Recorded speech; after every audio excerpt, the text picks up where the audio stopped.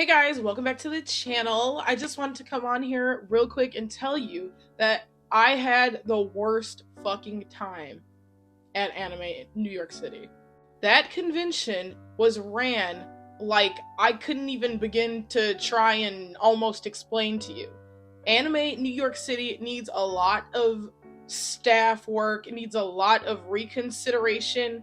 So much went wrong, and fucking here we go. Let's fucking just dive right in. So, first of all, when you first get to Anime New York City, when you first arrived, right, Friday, not even late Friday, because the convention started, I believe, at 1, right? So me and my sister were like, we're gonna get in early, right? We're gonna be there early. So we come at like 12, or we come at 11:30, something like that. 11:30, I believe it was.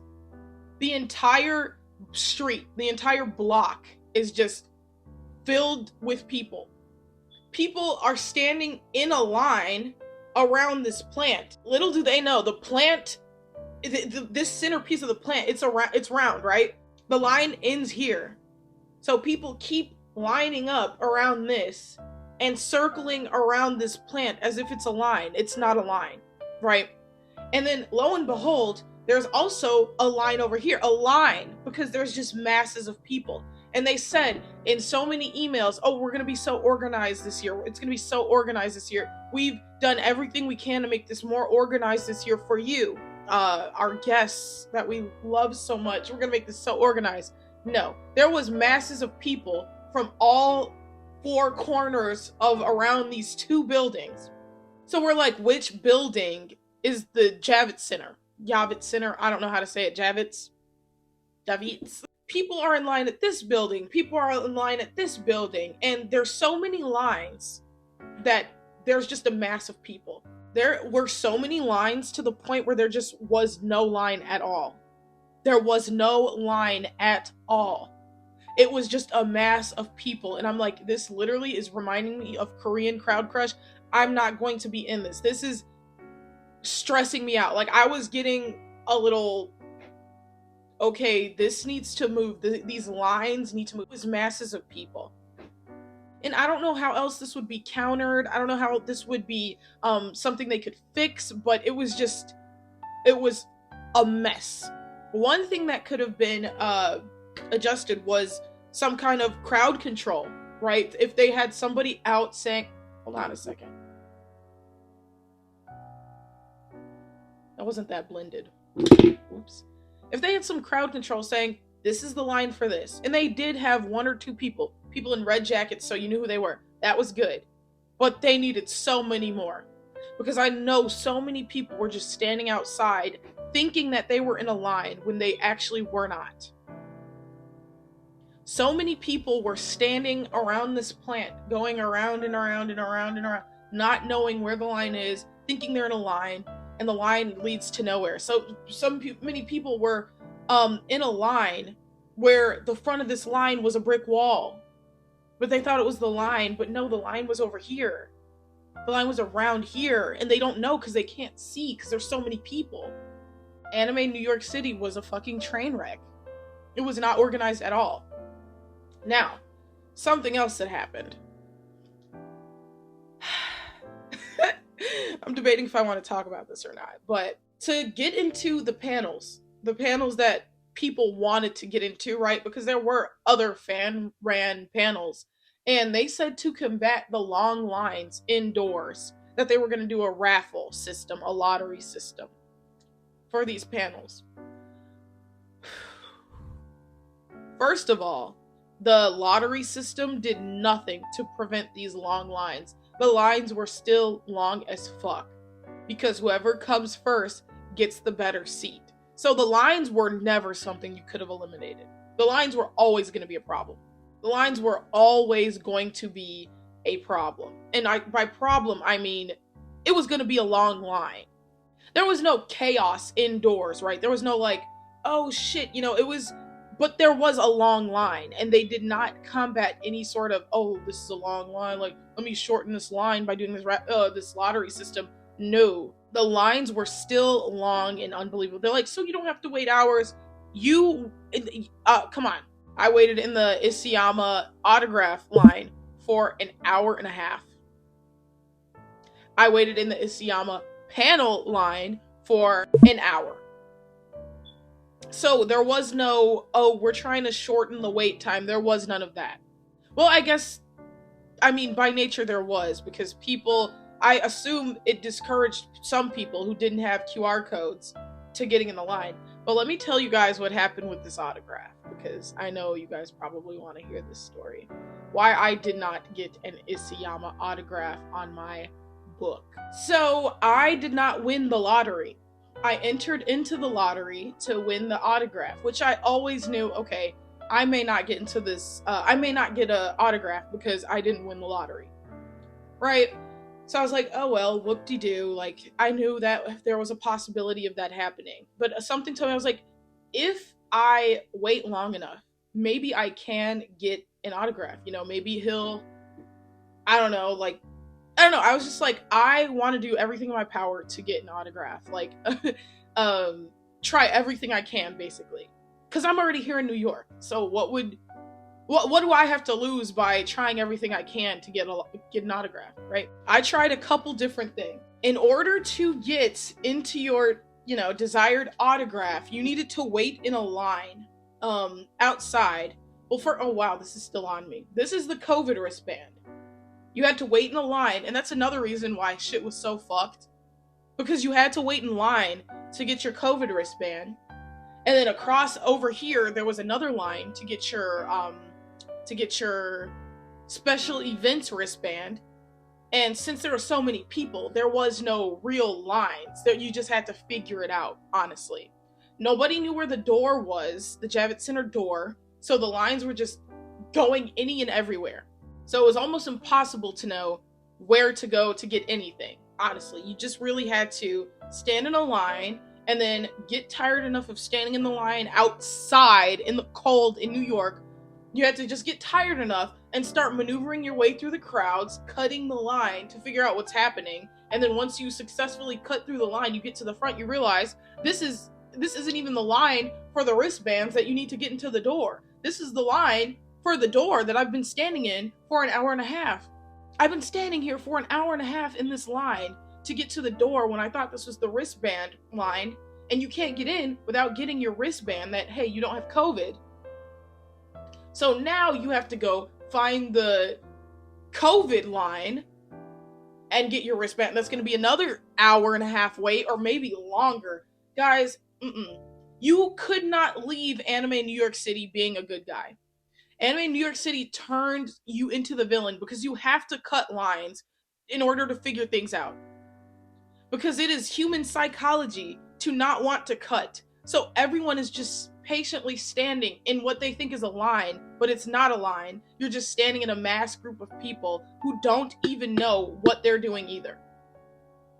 So you had to become the villain. You had to cut to the front of lines to figure out where this line was even leading. And so yes, I admit, I cut so many people. I probably cut 1,000 people.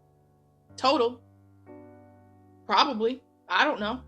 I had to cut people because once I cut people, I realized, hey, I'm in the line to get to the door, and they're not going to let me in because I don't have this wristband. So then I cut again in lines to figure out where the COVID thing was. And once I got to the front, I'm like, what is the line for? They're like, the COVID thing. I just stood right there because I had already exhausted my ability to withstand cold because I'm in cosplay, right? I'm wearing a dress. I already exhausted my duration of outside exposure toleration. I already exhausted it. So I was cutting lines. You had to. So I decided that this lottery process was unfair. I thought it was so unfair. So one of my schemes was I created fake wristbands. And guys, honestly, the color's off, but the width isn't. I was kind of onto something with this. I decided the lottery system was unfair because if I so choose to wait in a line for 3 hours for Isayama's autograph, then that's my choice. And that's my choice. And if I wanted to give up some of my convention time to instead stand and wait in this line for Isayama's autograph, then that's the sacrifice I was willing to make for this priceless thing, for this rare thing, right? And so the Isayama wristband was apparently purple. And by the way, guys, oh my god, they were dropping these wristbands all over the floor. So I can only imagine at the special events line, they had probably dropped Isayama wristbands all over the floor. Probably. I don't know. But the thing is, I wasn't about to wait in no 2-hour line. So I was betting on the fact, because it said if people are like 15 minutes late or something like that, then waitlist people or whatever get to go instead of them, right? So I was bagging on the fact that everybody outside is lost. I do have a purple one of these that I pre-made, right? That I was like, I'm gonna pretend like I got a wristband. When in reality, I'm pretty sure if I had just gone to the line where the special events were, there were probably some on the floor, because the COVID ones were all over the floor, because that's how many people were there on Friday. They're trying to pass shit out quick. There's a mess on the floor of wristbands. I could have grabbed a COVID wristband off the floor and went to the special events line and grabbed an Attack on Titan signature wristband off the floor, but I didn't. I was like, there are so many people lost outside, I'm just gonna go, because obviously, you know, it's at this point it's 1:50. And the Isayama signing was at 2:15. I'm like, there is no way these people standing in these lines for hours and a half or whatever are going to be able to make it to this signing on time. So I'm going to go, and I'm going to see what I can do. I gave up on these wristbands, even though I had one purple one, right? I didn't even know what color it was at first, the wristband. I didn't know what color, see? I didn't know what color it was at first. So that's why I made some in several different colors. The con artist in me. But I was like, nah, I don't want to do that. I want to get in there fair and square, I guess, because these people are going to be late. So they're going to let me in because I'm here. So I get in the line to get this Isayama autograph. And I know this is 100% my fault. 100% my fault. I wait in the line. The lady who's passing out sticky notes, she's like, once you get your sticky note, write your own name on the sticky note, and then write your favorite character on the sticky note. And everybody's like, okay, ma'am. Yes, ma'am. She's like, you all have your wristbands, right? Everybody's like, yep. I didn't say anything. And she didn't check either. So I'm like, okay, cool. Maybe I can pull this off. Maybe I can get this. So one by one, people are going in, getting their thing signed by Isayama, talking to him, shooting the shit, whatever. It takes about 5 minutes per person. And I was like 10th in line, or 12th at least. 10th or 12th or 15th, I don't know. The fucking thing is, I was in this line for an hour and a half. An hour and a half, I was in this line. And there weren't many people like behind me at this point until I was up next. Now, they didn't check anybody's wristbands. Anybody's whatsoever. They checked nobody's wristbands. Mind you, I was the girl from Me, right? So I was wearing these gloves. And the wristbands looked a lot like this color, but they were more the color of the glove. They were more neon than this fake wristband I made. Mind you, I wasn't wearing the fake wristband. I gave up on that. I was like, oh, I'm in fair and square because people are going to be so late, right? I'm wearing these gloves.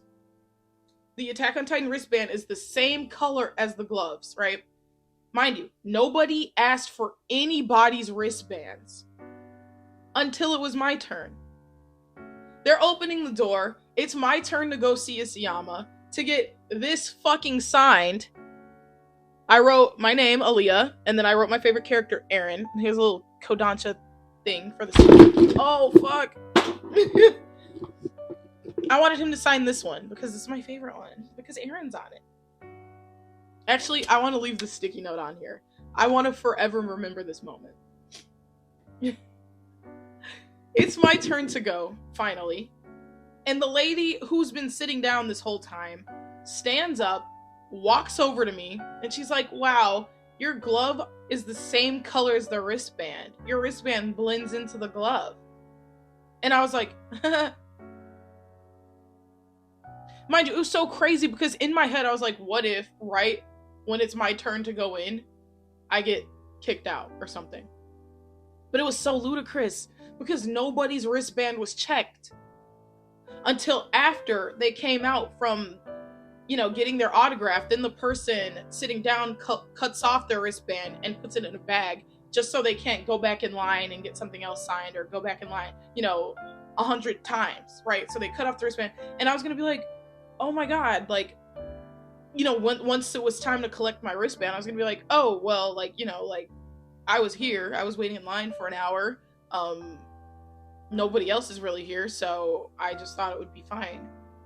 Which is dumb on my part, I already know. So it's my turn, it's my fucking turn to go into Isayama, and this lady's like, your gloves are the same color as your wristband blends in with your gloves. And I'm like,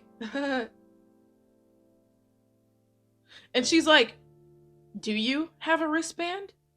And I'm like, you fucking bitch. You didn't ask any other person here for their wristband. Why are you asking me for mine? I'm the only person probably in this line who doesn't have one. Of course you're gonna come straight to me and ask me. I'm gonna be the only person you ask for the wristband. Murphy's Law. 100% Murphy's Law. I was like, what? And she's like, your wristband. Do you have one? And I'm like, no, I don't. Do I need one? And she's like, hey, if you don't have a wristband, this lady over here can help you. I go to the lady sitting down, and I'm like, I don't have a wristband. I still want my book signed, though. I've been waiting an hour and 30 minutes. And she's like, oh, no, this is reservation only, sweetheart. And I'm like, ma'am, I've been waiting an hour and 30 minutes. I know I don't have a wristband, and there's like not even that many people in line. Can I please just get this signed really quick? It's my turn. And she's like, no, like, you cannot. It's reservation only. It's online. You should have known that and stuff. And I'm like, it's just like, and like, I feel like crying right now because I knew that was a possibility. I always knew. But what hurt so much was the fact that I was fucking next. If they had came at me when I was like 13th or 10th or whatever in line and they said, hey, do you have a wristband? And I was like, no. And they kicked me out. If I had only been waiting like 40 minutes, that's my cutoff. 40 minutes. If you kicked me out in 40 minutes, I would have been fine. I'm like, oh fuck, well I tried, you know. But I had been waiting at that point for an hour and 30 minutes. And to be next, to be right on the other side of that door from Isayama, right, just about to get my little errand book signed, right about to get my little Aaliyah errand drawing signed, Isayama, Mikasa in the scarf, right before I got mine. This bitch wants to come to me and ask only me for my wristband. Only me. And I wonder if they asked people after that, hey, do you guys have wristbands? I wonder. Or was it like just me? It was literally the perfect example of Murphy's Law. I was like, and it ruined my convention. I'm not even kidding, guys. The rest of the panels were kind of awkward. The panels that weren't in rooms, that were just out in these like open areas, impossible to really fully engage and immerse yourself into the panel. I don't know what it is, but Anime Midwest does such a better job of handling these panels. And I don't know if there's just not enough fans trying to do their own panels or what. But Anime Midwest has such a bigger variety of panels that you could go to. Such a bigger variety of things to do at the convention. Just so much more stuff to do, and it's so weird because Anime NYC is such a bigger event. It makes no sense to me. Crunchyroll has a booth. And you mean to tell me, besides these mega stars who are here, these panels, Isayama, Spike's Family, besides Isayama, Spike's Family, RDC World, and the other big names, there's 6 or 7 other fan-run panels, and it's like, how lame. Anime Midwest is nothing like that. Anime Midwest is so much smaller of a convention with so much more to do. And that's the only thing I was like, what the hell? I'm shocked. This is supposed to be this big event. All these fucking people are here, and there's only one of three things to do.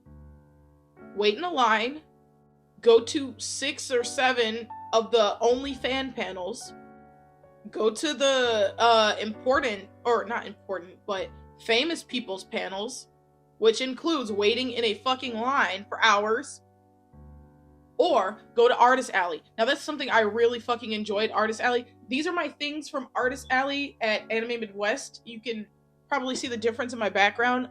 Most of this stuff is from Artist Alley, Anime Midwest. I do have a lot of stuff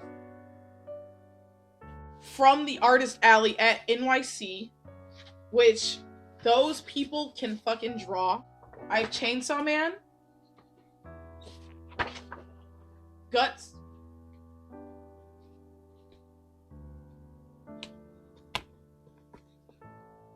Makima, Aki. This is my favorite. Cinnamon Titan Crunch. It comes with a free syringe. This ramen art, guys, I spent $200 on art. And then this. Really nice stuff. So that was my favorite part of the convention. Artist Alley. That was Friday. Lines, cold, and being next in line. Well, being, having it be my turn to get my book signed by Isayama.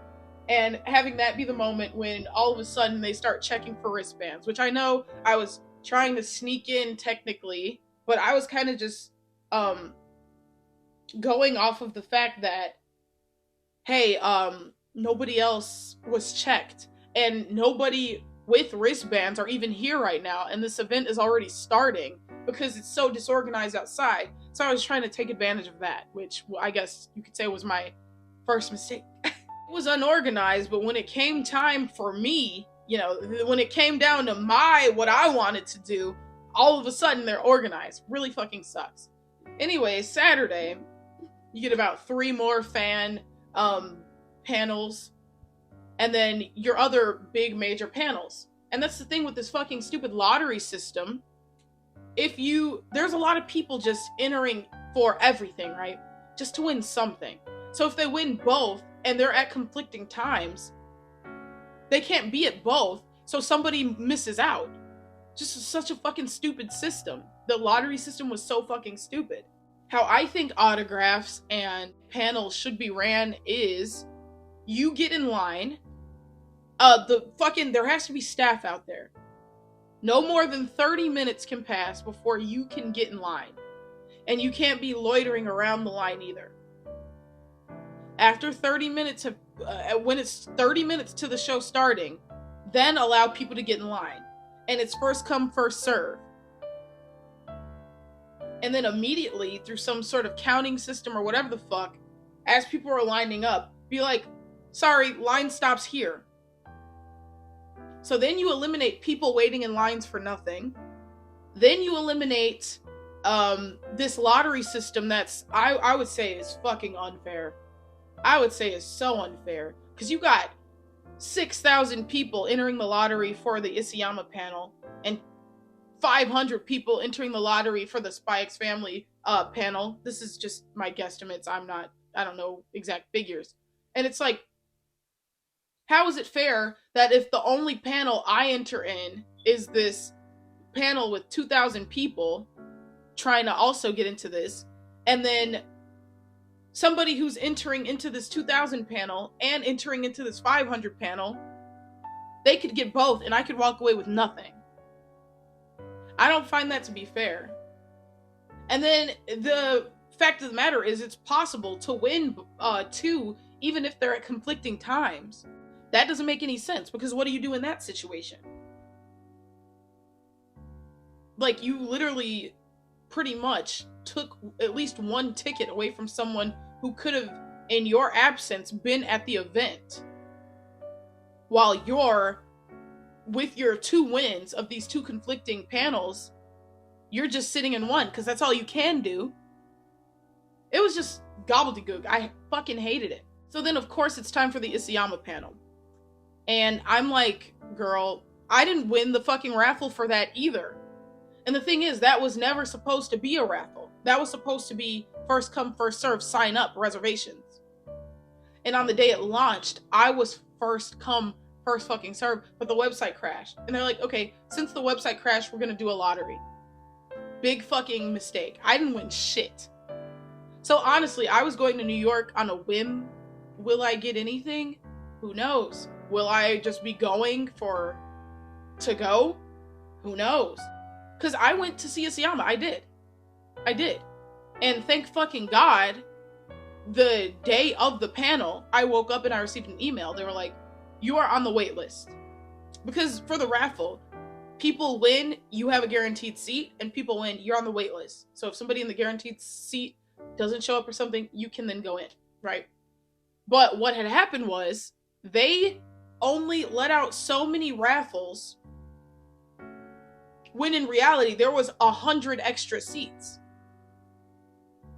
which makes absolutely no sense.